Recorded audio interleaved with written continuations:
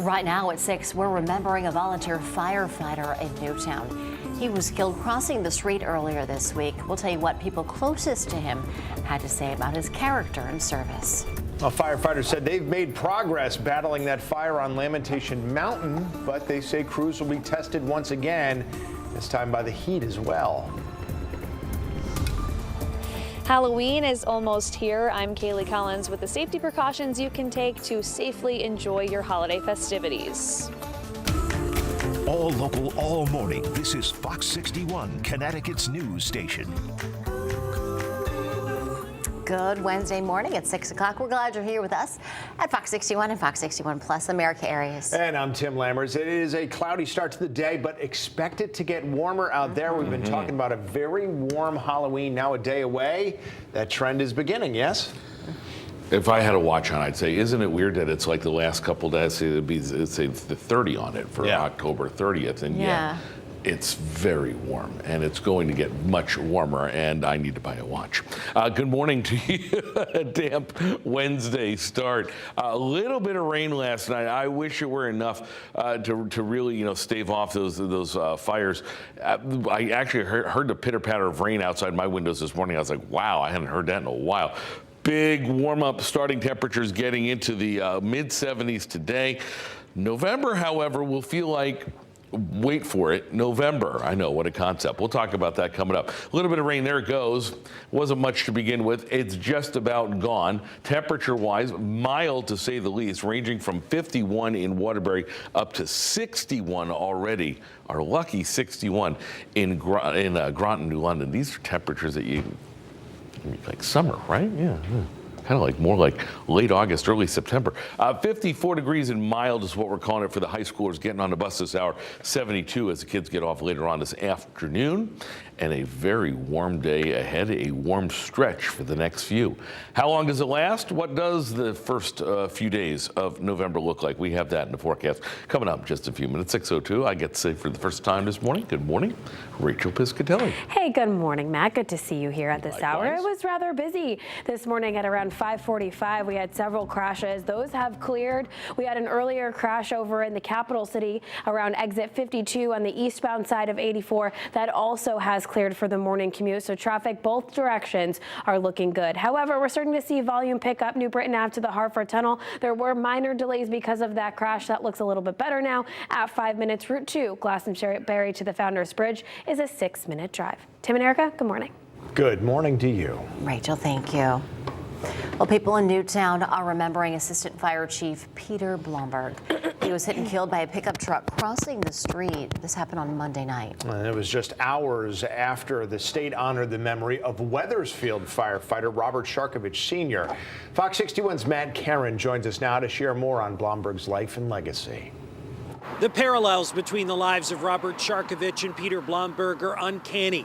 Just like Sharkovich, Blomberg was a volunteer firefighter, a father, a grandfather, a carpenter, and a custodian who worked for the school system. Another Connecticut fire company draped in black bunting, an all too familiar scene. It's a close-knit bunch of guys. His brothers and sisters draped a big American flag across I-84 as his casket was escorted home. He was just an all-around great guy. Bouquets of flowers adorned the hood of his truck. His turnout gear symbolizes the big shoes left to fill. Just a great citizen of Newtown. Peter Blomberg was 72, the assistant chief of the Botsford Fire Company in Newtown. His former chief recalled his service. He was probably one of the nicest guys I've ever met. Would do anything for you. Was always down at the firehouse, taking part in training or fundraising. Peter was tragically killed Monday, hit by a pickup truck at dusk here at the intersection of Churchill Road and Dayton Street. Pete was a dedicated fireman.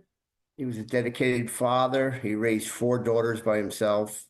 Just became a grandfather, which is devastating. When Pete wasn't responding to emergencies, he was spending time with his 4 daughters, new grandson Everett, or riding his Harley or working security at local concert venues. Over the years, he was a carpenter, a handyman, did construction, and just well-liked. Pete's service to Newtown extended beyond the fire department. He was a custodian at Newtown Middle School. I think his last day was September 20th, and he was pretty excited about that, always talking about going down to Florida. The Botsford Fire Department released a statement saying, in part, even up to a few hours before his death, Pete had responded to 2 fire calls. Pete Blomberg died while en route to the annual Newtown Fire Commissioners meeting. We also discovered this is not the only loss the Newtown Fire Department has experienced this week. The Hollyville Fire Company just had to say goodbye to longtime senior member Bill Brunetti. Reporting in Newtown, Matt Caron, Fox 61, Connecticut's news station. Matt, thank you. Well, meantime, at 6:05, the Hawthorne fire continues to burn on Lamentation Mountain in Berlin. More than 130 acres of land there already burned since the fire started last week. And Connecticut is still under a state of emergency due to all these dry conditions, which are due to a lack of rain. Fox 61's Kay Pattyfoot has more now on how much of that fire is under control. 30% of that fire is out, but they're still concerned because we haven't had rain.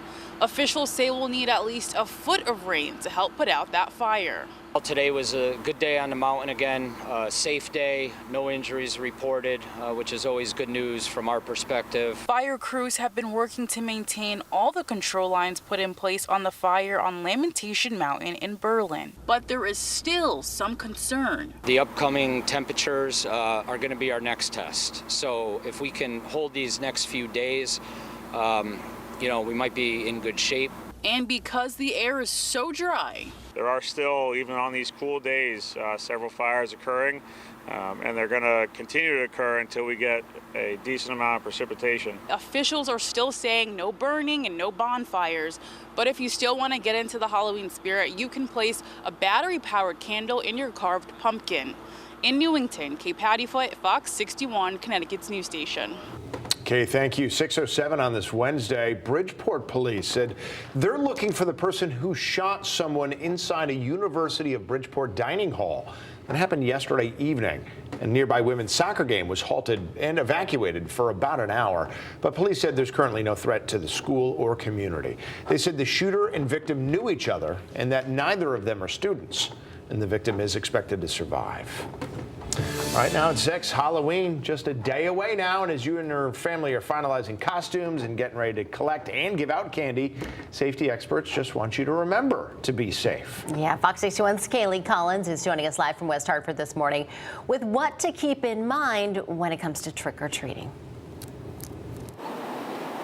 Well, Tim and Erica, although this holiday is all about those thrills and chills, safety scares can easily be avoided when the right precautions are taken. Now, according to AAA and Safe Kids Worldwide, on average, children are twice as likely to be hit and killed by a car while out on Halloween, and that risk increases dramatically once it starts to get dark out.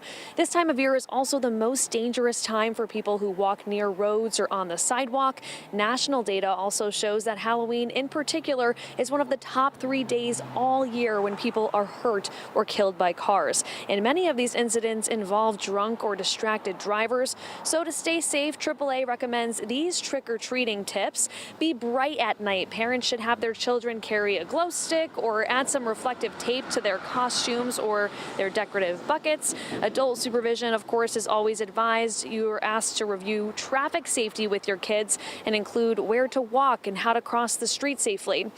Instruct your kids to only stop at those well-lit houses and to stay in groups when possible. And for drivers and party goers, they're reminded to slow down. Give yourself some extra time to react to any children who might be out crossing the street. Eliminate those distractions by putting your phone down and keeping your eyes on the road. Always designate a sober driver, and it's recommended to keep your headlights on even during the day. That's just for some increased visibility. And of course, make sure that you're looking out for any children who might be crossing the street. As experts say, there's nothing more scary than losing a loved one to an avoidable tragedy, so following these rules are your best bet to having a safe and enjoyable holiday. Live in West Hartford this morning, Kaylee Collins, Fox 61, Connecticut's news station. Okay, Kaylee, thank you. We certainly appreciate that report.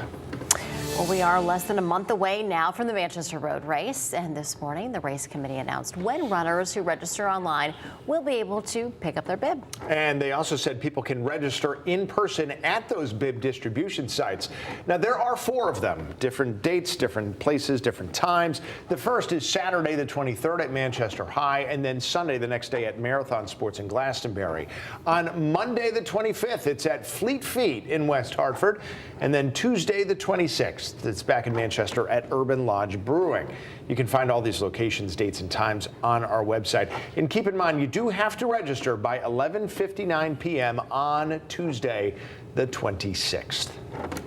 As of this morning, 7,105 runners have registered for the Thanksgiving morning race. Now, if you're not running or you can't make it downtown to Manchester on race day, Fox 61, of course, we're going to carry it live right here at 10 a.m. on Thanksgiving morning.